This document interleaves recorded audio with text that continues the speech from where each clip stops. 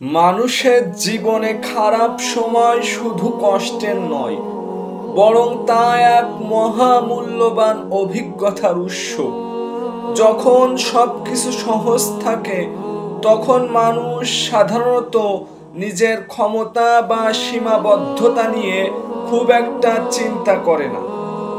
কিন্তু খারাপ সময় এলে জীবনের প্রতিটি সিদ্ধান্ত, প্রতিটি পদক্ষেপ গুরুত্ব পায়। এ সময় মানুষ বাধা, ব্যর্থতা ও সীমাবদ্ধতার মুখোমুখি হয়, আর এখান থেকেই শুরু হয় সত্যিকারের শেখা। খারাপ সময় মানুষকে ধৈর্য ধরতে শেখায়, সহনশীল হতে শেখায় এবং সমস্যার ভেতর থেকেও সমাধানের পথ খুঁজে নিতে শেখায়।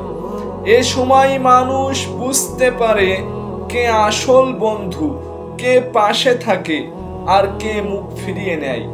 এমন অভিজ্ঞতা জীবনের পাঠশালার সবচেয়ে বাস্তব ও কার্যকারী শিক্ষা হয়ে ওঠে।